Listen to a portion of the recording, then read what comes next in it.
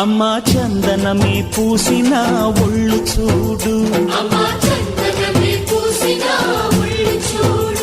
అమ్మా పున్నమి పుట్టిల్లు ఆ కళ్ళు చూడు, అమ్మా ముక్కోటి మెరుపులా మోము చూడు, అమ్మమ్మ ముగ్గురమ్మల మూల పుటమ్మ